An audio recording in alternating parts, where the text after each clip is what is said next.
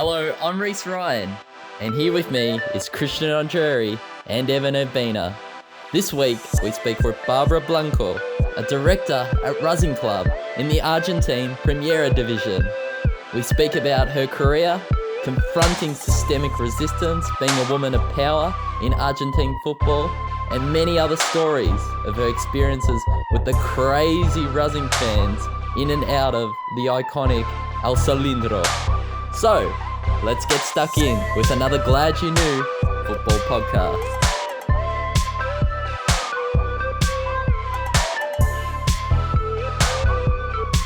No, and today we had a very big day with the Libertadores. Like we passed now, and now we are playing with Flamengo, which is the champion of the last years, Libertadores. So, oh my God, we have to go to the Maracanã, to Brazil.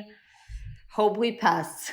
If we pass, I think we are the candidates, Sometimes playing with the biggest or the strongest one. If you want to win, you have to play with all, right?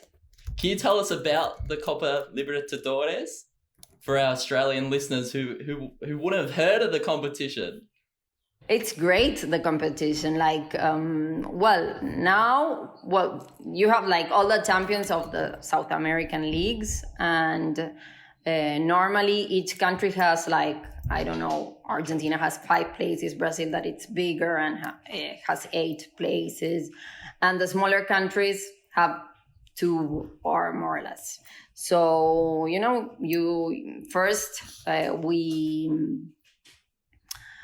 we have I think it's more or less like Champions League. We are copying every year a little bit more the Champions model. So now it's more or less the same. And the champion, of course, goes and play the club's World Cup. Like last year, Flamengo played with Liverpool, and now we play with Flamengo. So in the Maracanã, it seems like a dream. It's great, but the thing is we're missing our fans, right? It makes a total difference. If you go to a stadium full of people, or if you go and there's nobody there. They say the percentage of winning matches before lockdown, when people went to the stadium, normally you had a lot of points in your local stadium, and now that percentage went down because it doesn't make that difference being local. So it's crazy. It is almost makes no difference. Yeah. How much are you missing the fans personally? Because I've been working a bit on my Racing Club chants. La Sare, La Sare, La Sare, La Care. It's the academy because of our history, right? Entonces, that's why it's La Academia in Spanish, the academy. I'm even working on my Spanish here. It's like my Duolingo classes, Evan, that I've been working on. So whenever you wish, we can do a Spanish class. I can't wait. So, Barbara, how did you fall in love with football? Well, when I was very, very little, it was my only time I had to spend with my dad. My dad always worked a lot. He's in the hotel and restaurant business, so it's like a 24/7 job. So the moment he took off, to go to the stadium, was the only chance I had during the week, to be with him and with all my family and relax and have our moment. And I think that was very important in when I was growing up, to have that moment with him, and my brothers and sisters. So I think that's why I started loving the sport, and I grew up like that, crazy fan. Barbara, yes, we are amazed to see that Racing Club has won 18 titles, and an international cup as well. Can you tell us what makes Racing Club such a special club? Well, yes, we won 18 local leagues, right? And what makes us special in part, of course, is our history, very rich one. As I told you, like we're named the Academy. We won 7 titles in a row in the beginning of the century, last century, since the 1913 onwards, 7 leagues. So I think we have a very rich history, and then a lot of suffering also during the period from the 70s, 80s, 90s, until we won again in 2001. So we have this, we're known for our passion, like we've been a great team, a very big one. And during 30 years, the club was a little bit disorganized, and that led to bad results. And I think all that suffering, but also our memory and our parents' memory and grandfathers' memories of that big team always kept us with hope, always kept us like very, very strong fans. And I think that makes a huge difference. And I think there's our main point. I think the Racing fans are like the craziest fans around, and the ones that leave everything for the club. Yeah, because my dream is to one day go to a Racing game in Buenos Aires and have a choripan before and just walk in and just just live, just have a great time. You'll have a great time. Yes, we're in a Netflix episode of Street Food. Like the first episode is in the Racing Stadium. I watched that. It was such a beautiful episode, and it just I don't know, it just made me want to go even more. And just I saw the fans and everything. Just the whole experience is we don't get anything like that here in Australia. You'll love it, Eve, and I'll take you when you come, of course. Yes, one day. Yeah, for sure. Yes, I think we all need to go and experience this. Sure, I believe so. Well, how are you finding your role and responsibilities of being a director? Seeing as how he is working with Inter Milan legend and Racing Club's hometown hero Diego Milito. Can you also give us a little insight into what your role as a director is? Yes, of course. Well, first, I've been in the board of directors since 2017.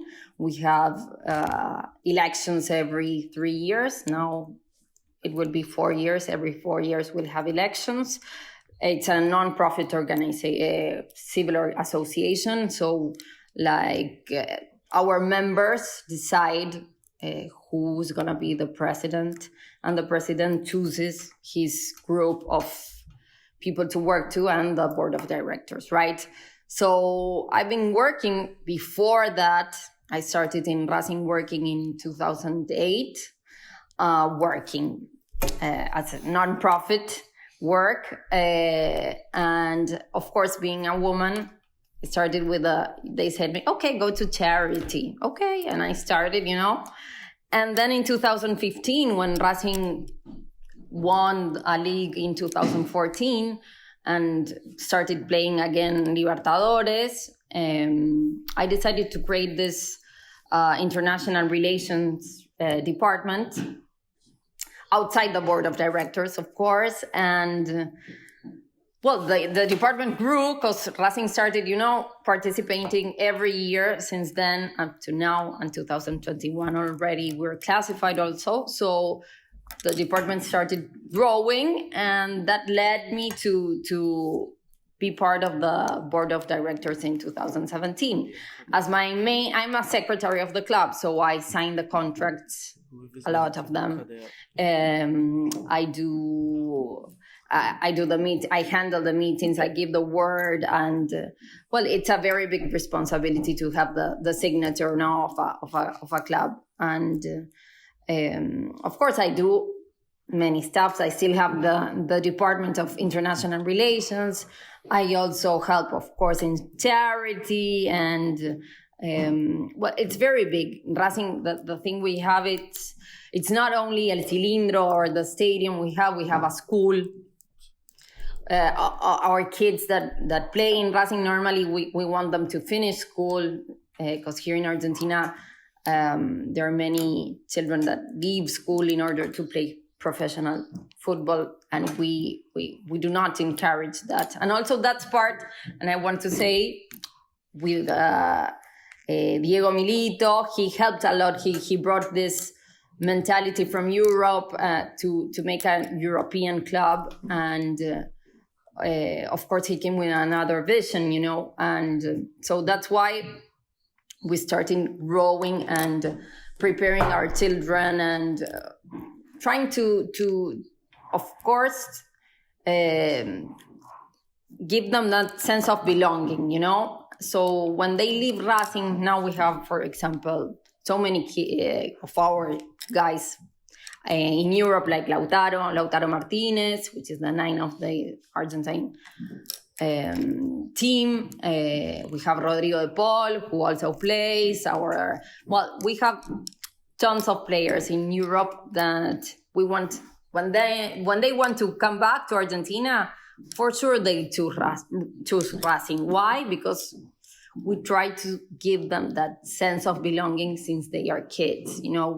We make classes. They have classes of history of the club. We when they are abroad, like, we send them the new T-shirt.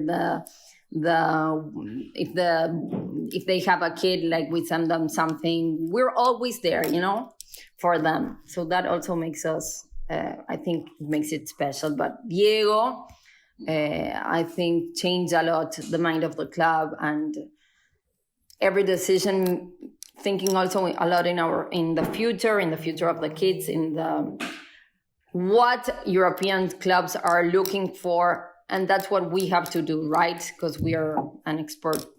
Argentina exports players, right? Racing almost feels like it's a family, Barbara. It is a family. And knowing your mum does love Lautaro as well. Yes, of course. We all love it. He's doing wonderful things at Inter too. However, when you do look at the contracts and you help players become signed into the family of Racing, can you give us a little exclusive? Who is your favourite player? Now? Lisandro Lopez. You know him? I know who it is. Yeah, he's, he played in Porto. No, of course. I am telling you today, he's my favorite player of the team. He's the captain of the team. And, he's my sister's been dating him like for 4 years, so it's part of our family too. So it's such a family, Racing, that the captain of the team dates the president's daughter, one of the president's daughter. So Racing never leaves your life. Only Racing, But yes. So he's great. He's great. He's played also in Lyon. Then he went to Qatar, then Brazil, and then he's in Racing now. Is your dinner table just full of Racing conversation? Does it ever? Is it ever about normal life, or is it just all about Racing? It's almost all about Racing because we're all Racing fans, and it's, as I tell you, he's my brother-in-law. Oh. He's the captain. My dad is the president, and we are all, I work in the club. My mom, she goes a lot to the club too. So really, we are all day long speaking about the club and what we should do and how, many things. Because as I was telling, it is very big. It is the stadium. We have the school. We have two other places to train other sports, and we are growing in land. My dad has signed yesterday a new piece of land in Buenos Aires to make a hotel and everything for the professional team. So we've been growing a lot during the last years. It's difficult to handle, because it's, you can say you have a team of professionals, then you have so many sports, and then you have the children in the school and the administration part. So you you have to know a little bit of everything, you know? It's like difficult. It's not like you have to manage a football team. It's funny, people do say football is more than life to some people. It almost feels, in a way, your life is more than football with everything that is involved at Racing currently. It's just incredible. And you are incredible, by the way, Barbara. I've seen you've done a law degree, which is no easy feat, a master's, and you're a director of Racing. What inspires you? What drives you to achieve everything you have done in your life? Well, I always loved politics. I when I was a kid, I wanted to study politics, and then I decided to study law because I thought it would give me a bigger, possibility or more possibilities than if I only studied politics. And then when I saw I could like share all these passions I had for politics and Racing and my club, I said, no, I have to be here. So I started like that. You're a woman, okay, charity. But I started growing and I didn't care. Okay, I do it, I know one day I'll arrive because I prepared myself. I studied. So I had that dream, and I think I'm like, walking through that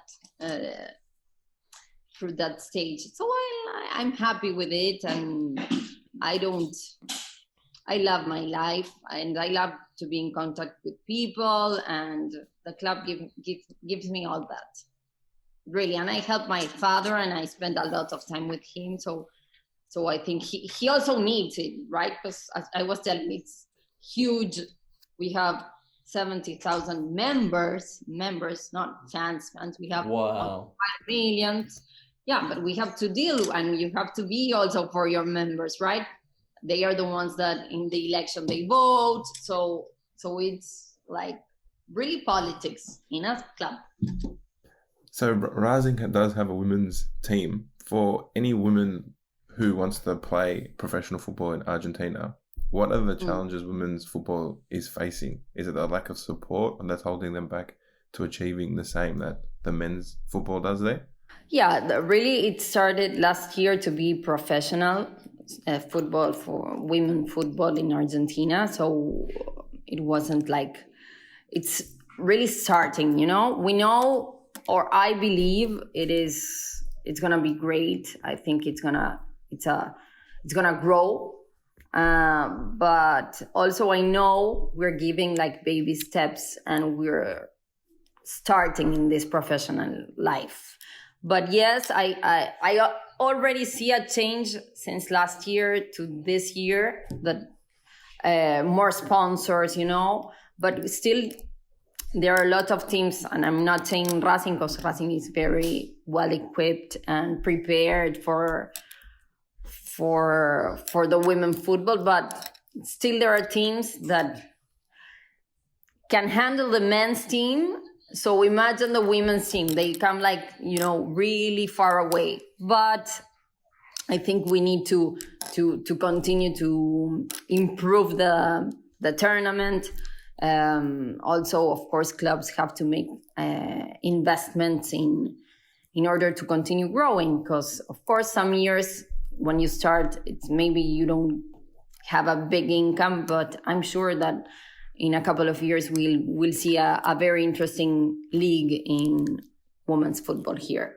Is the investment into men's and women's, like the actual team, is it very different, or is it coming up? And it's starting, but it's totally different. Like, because of course, still you get money mostly for preparing young boys, and export them to other countries. But still, we don't have that with women. So when most teams have to choose, they start by, putting the money in the men's. But as I told you, I already see a change, and I see from last year to this year an improvement, and I think we need to be patient. Of course, as a new professional sport, it would not be great since the beginning, but yes, we have to continue to in this growth, in this supporting this. Yeah, as I almost see it, as you mentioned that you grew up playing hockey, and did you? I don't know if you ever had the dream to be a professional footballer or even to play football. Do you see young Argentinian girls growing up now? Do they have the dream, and it's achievable to be able to play football in Argentina? Yes, of course I had the dream, but it was more or less to say a bad word to play football. Like, women weren't allowed. I wasn't allowed in school, but I went to an English school. So maybe that was the reason. And like, girls play hockey and boys play rugby, more or less. But now I think the situation changed. And I see it in the club, like young girls coming and, like wanting to be professional players, and parents incentivizing that also. Like, before, maybe your parents said, no, okay, no football, no, go and play hockey, go and play, And now I see more and more parents that are going to the club, taking their girls there. So I think we're in the good direction, no? I think. Is that in a sense of more coverage in the women's game over there? Like, it's more shown and prominent to before? Yes, it is. As small baby steps, but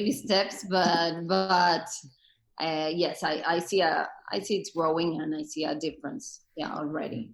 You spoke about the dreams, and almost there feels to me a bit of resistance to actually play football. Do you find there's almost systematic resistance towards women in Argentina with the way you progressed in your career? Have you felt any resistance to be able to do your job and not be judged as the president's daughter or just a woman in a football club?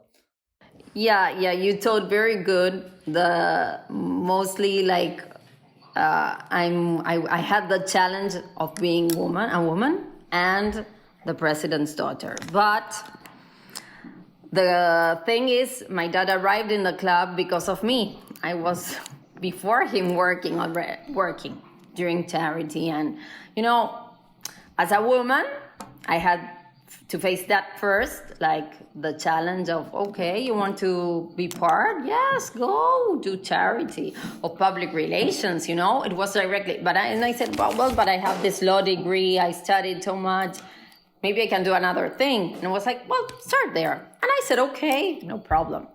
But I think many girls wouldn't continue, like it's difficult. And then I said to my dad, okay, come to the club, come and see what we are doing. And my dad said, no, I don't like politics. I'm not a politician.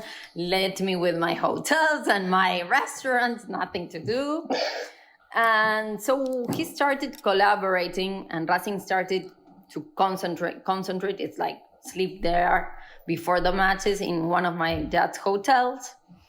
So, of course, he started to have a relation with the president, and he ended up being a president. But really, I started before him. So most people already in Racing know that, and that, I think, puts me in another position, like very different from maybe another girl. But I had to face a lot of challenges, as I tell.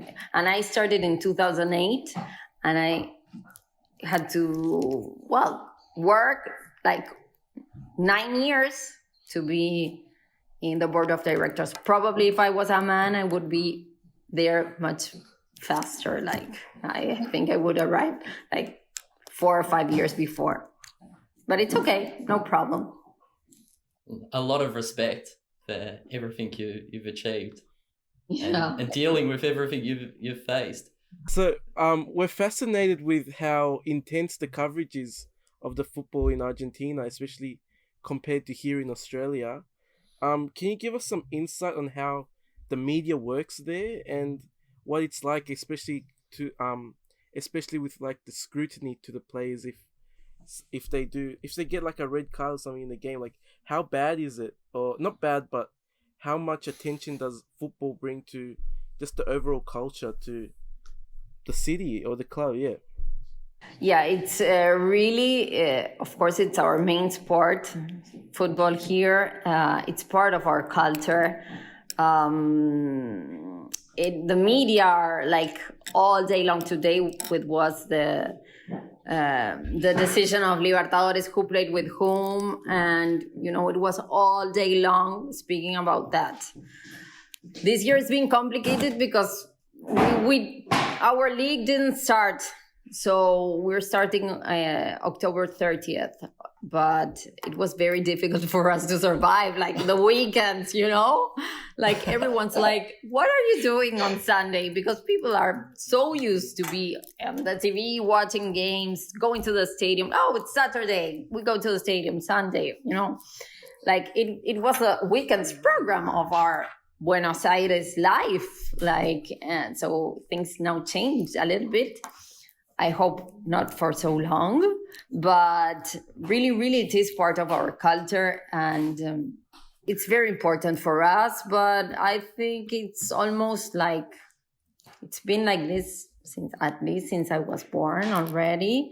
I think Argentina's football also helped, and the championships and the World Cups Argentina won made us very proud of our football, and that made it also very important. I think maybe in Australia one day it would be the same. I don't know. I hope so. I don't know if you understood much about Australia from your time here, how we have other sports. So it's very difficult for football and for people to experience the same passion as Argentinian fans. Know, but I think we Latins also have a lot of passion, for everything.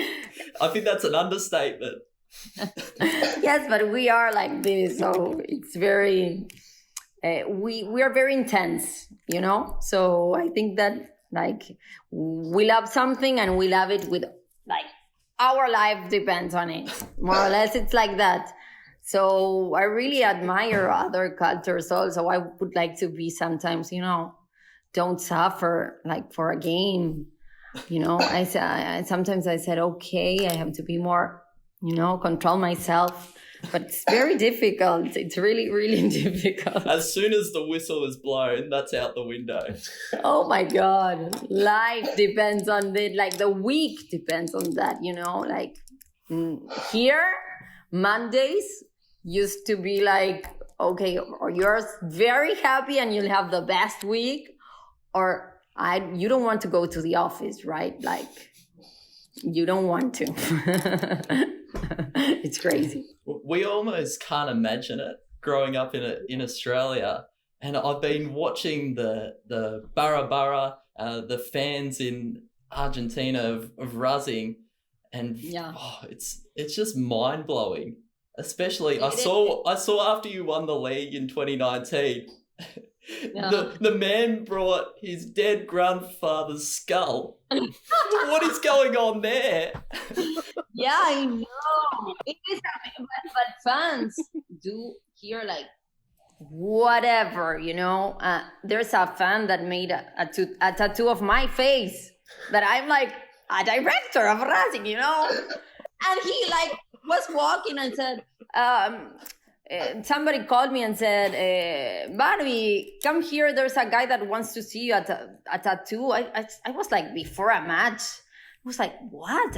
I don't know. And I went and the guy said, okay, you're here. And I was what? I said, okay, great. Why me? We have, you can do Alessandro Lopez, Emilito, a player, I don't know. And he said, no, I wanted something iconic of Racing, and I thought of you, and okay, you're here. And I said, okay, hopefully you're not getting married, because your wife will see me every time. So it's crazy. We are but that's Racing, we're really, really crazy. So yeah, I think that the image of the skull went all around the world. I've also got my tattoo. No, Barbara, I don't have my tattoo of you I'm gonna either. send you that picture. I have the video of the moment, because I didn't really understand, because I wasn't my mind 1 hour before the match, it's blind, you can say me whatever, and I was like, okay.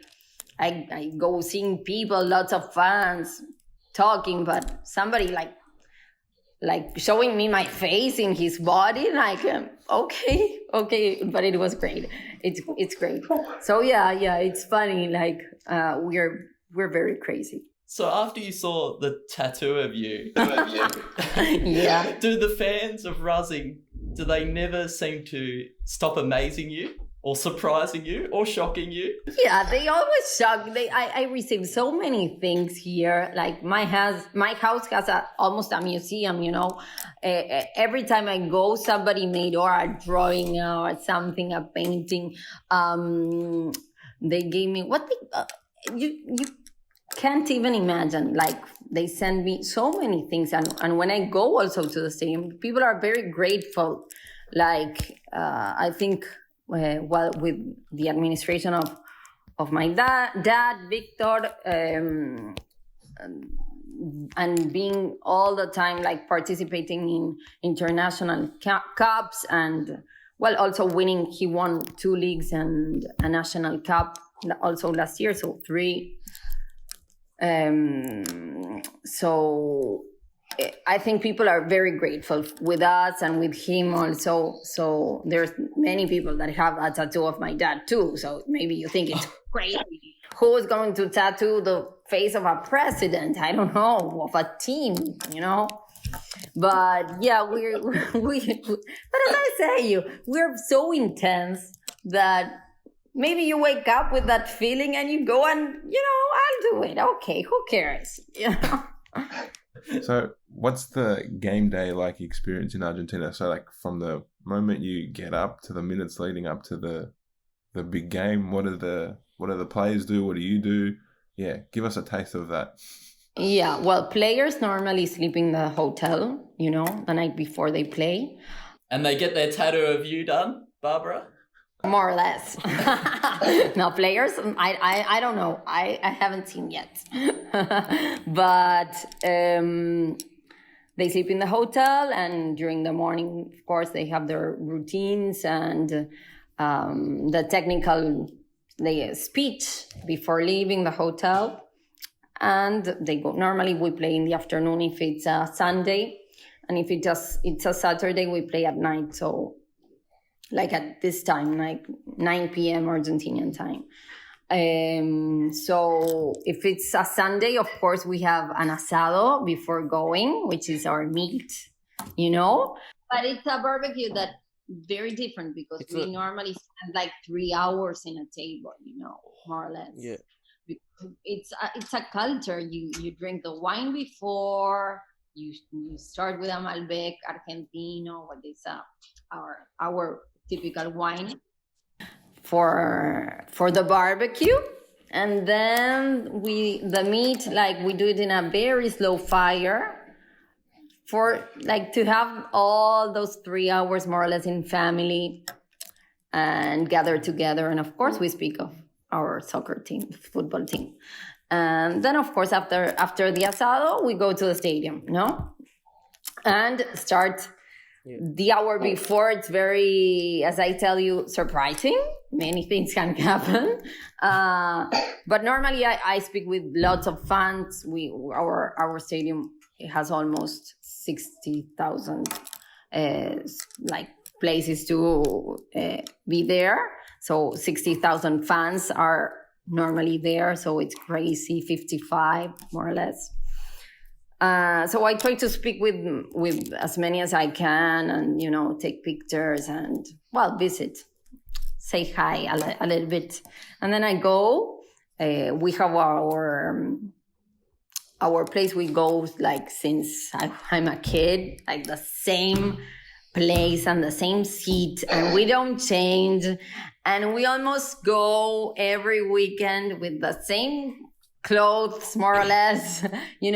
If we won the last one, okay, you'll see me like the last match. Like we have many of those, things. But it's crazy. It's crazy. It's really, really fun. So, Barbara, how important is El Cilindro to the fans? Because as we can see, it's just got a crazy matchday atmosphere. And what makes the El Cilindro so special compared to almost all the other 40 clubs in Buenos Aires? Well, what makes it special, first, it's a 70-year-old stadium, so it's like iconic. It has the colors of Argentina. Also, that gives it a plus. I think many people want to come also because of the colors and the space, and that feeling that if you go to Racing, you'll see a match where people go crazy and they like sing the 90 minutes, and you have the best flags. And it's like it's really, really amazing to be able to come to a match there. So I think what makes the Cilindro so impressive part is the history of the stadium, which is amazing. The construction is very good. Like to be able to stand up after 70 years with so many fans going each weekend, and the fans, of course, which make the total difference of what it is to be there. Too lot of passion here, right? We absolutely love and live for your passion here, Barbara, with us on That's our Saturday morning. I was sure you were gonna fit it. I really want to be in the El Cilindro right now. And I hope you can come as soon as possible. One day we can dream it, and we'll see the new renovations that are happening at the stadium. What's happening? Yeah, we, of course, as it has 70 years old, and many years nothing was done to maintain it, and because of different presidents we had, and as I told you before, also those 30 years that we had very bad years. So mostly nobody took care about the stadium, and a 70 years old stadium needs a lot of maintenance, right? And also needs to be accomplish the new FIFA rules, like to have one place to enter, and our stadium, it's old for that. So we want the Argentine team to play in our stadium because it has the Argentina's colors and all those things, but we need to make all these things to put it up to be a 21st century club, our stadium.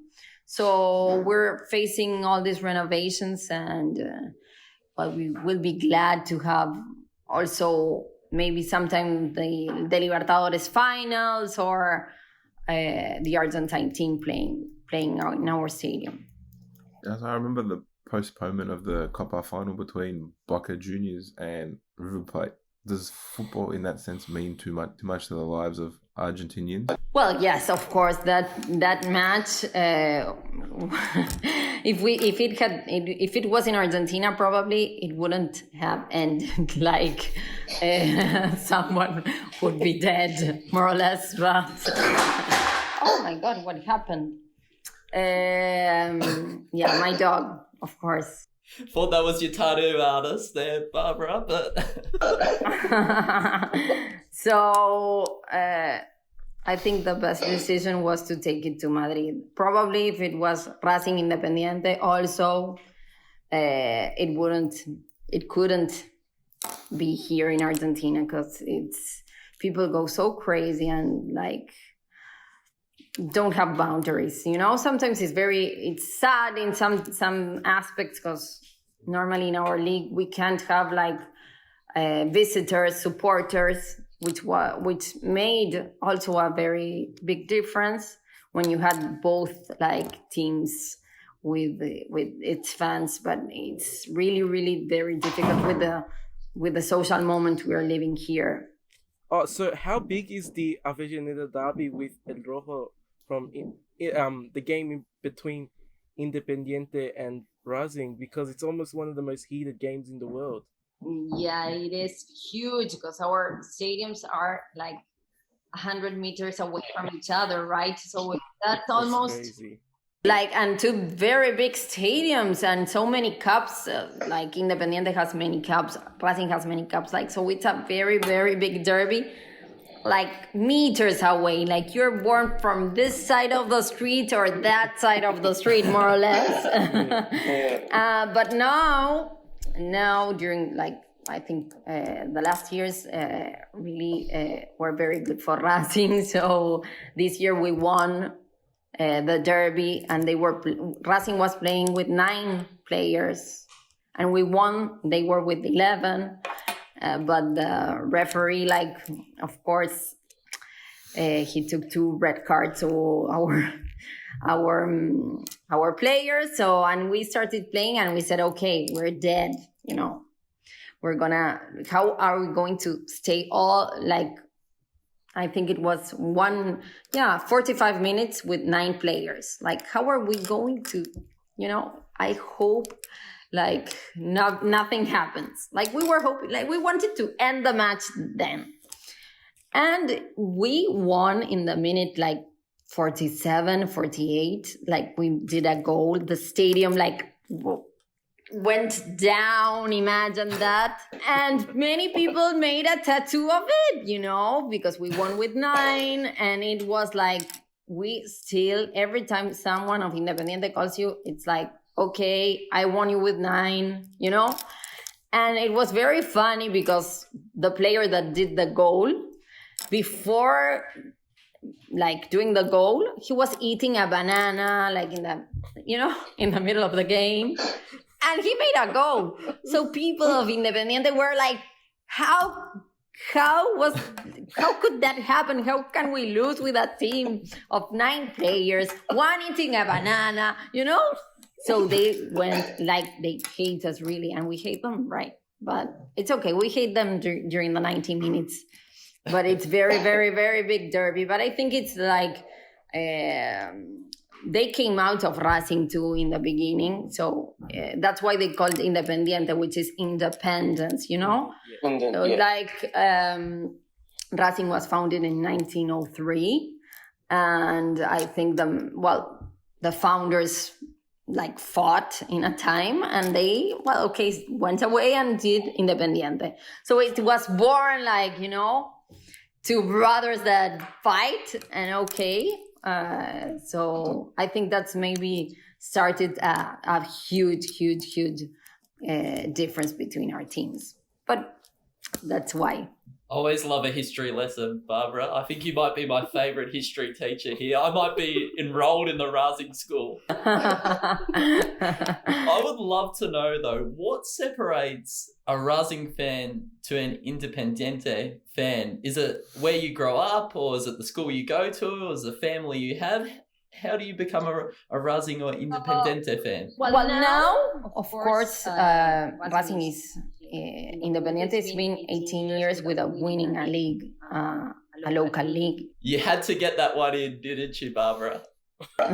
So kids don't want to be kids normally decide for if it's winning the team or not winning. Okay, so this year's been quite difficult. Racing, normally it's a heritage, your dad is of Racing, your grandfather Racing. I had the particularity that my dad came from Spain, so he didn't have a club when he like his father wasn't a Racing fan. So he was, I think he started being a Racing supporter because he lived near the stadium when he came from Spain. And of course, then he started to transmit that passion to us, and will continue forever. But it's more than like where you grow up, because there are many supporters also from our provinces here in Argentina. We're divided in provinces. So the biggest clubs are here in Buenos Aires. So many of our fans are from different provinces of Argentina, and of course Buenos Aires. But that's a little bit like normally if you're in the rest of Argentina, you'll support Racing, River, Boca, Independiente, like more or less.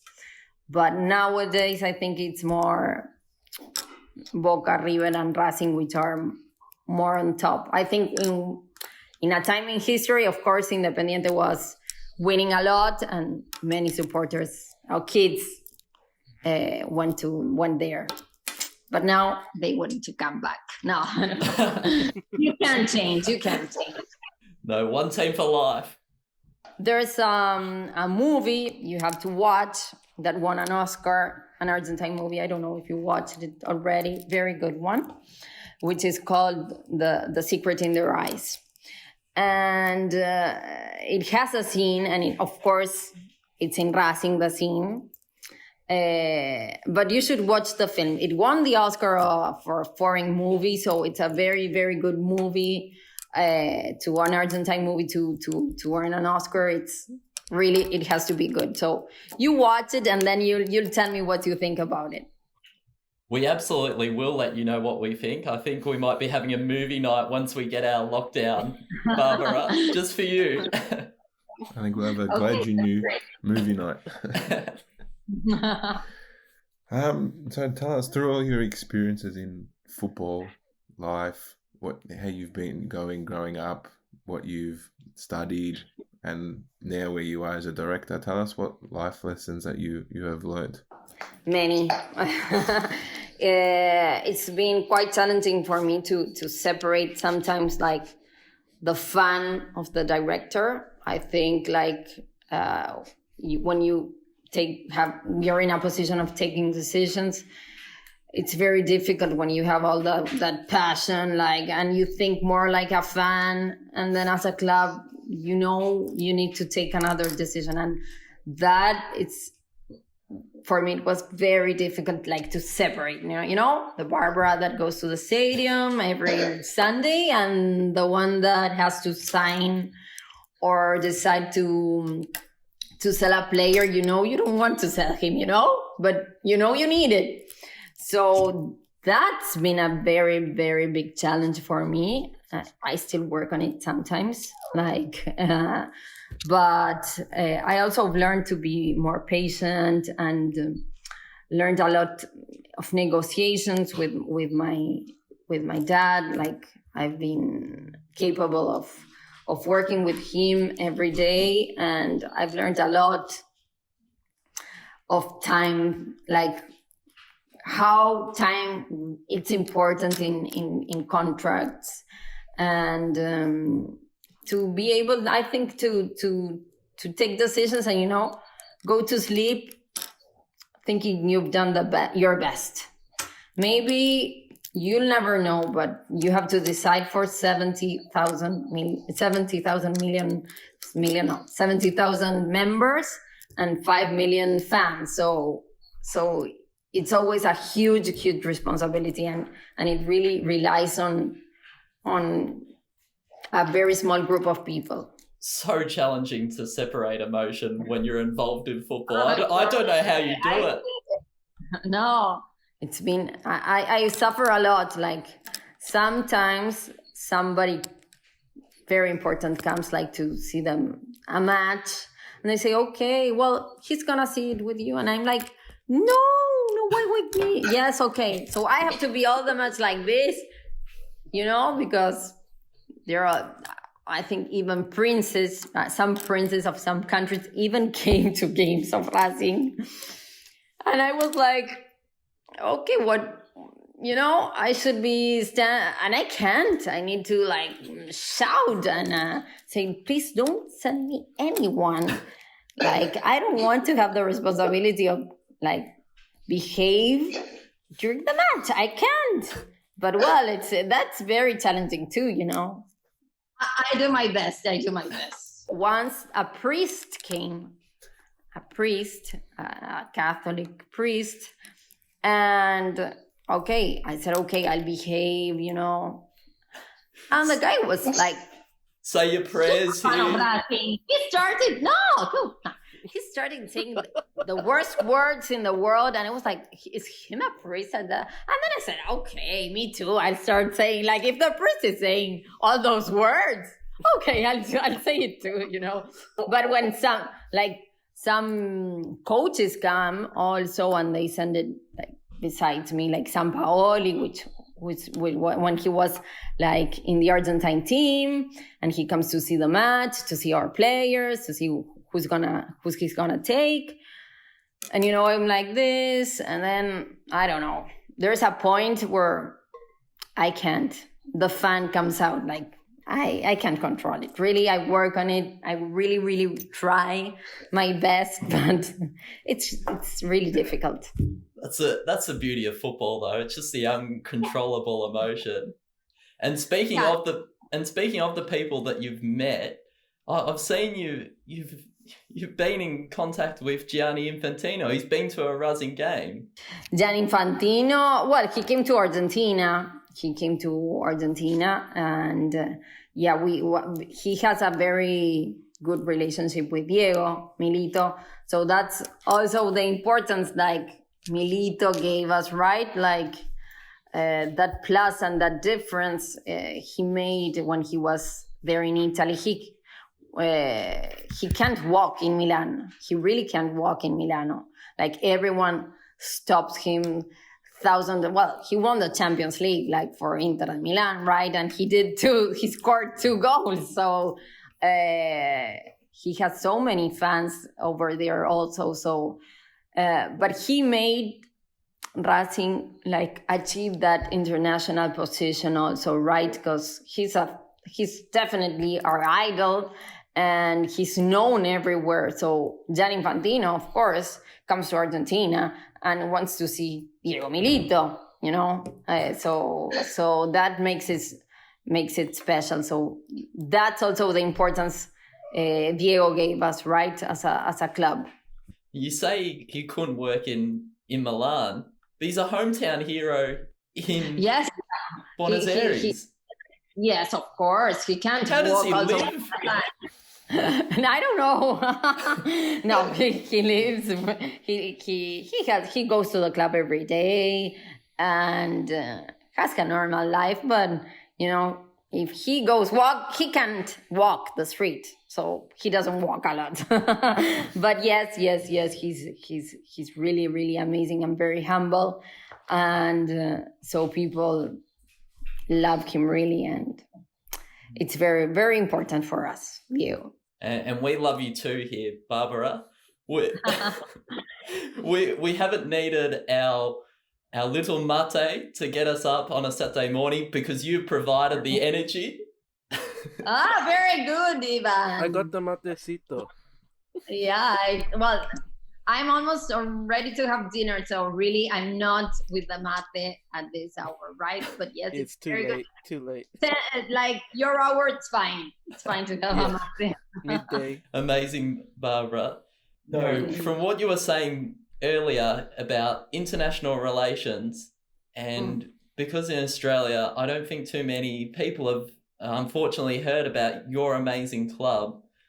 And that makes me a little sad, considering how big and the stature of Racing is in Argentina and the world. And we're almost in a little bit of a bubble. But what would you be glad people knew about Racing?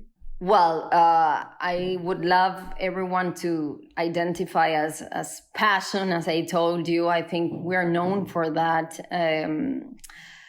We're also a very big family, as I told you, and that makes me makes me glad to and represents us a lot. I think people should know Racing because of its history, of course, but also because it is a team that, it's constantly working and trying to be better and better every year and every season. So, and our fans that are really, really crazy, as we've been talking about all this during the last hour, more or less, yeah.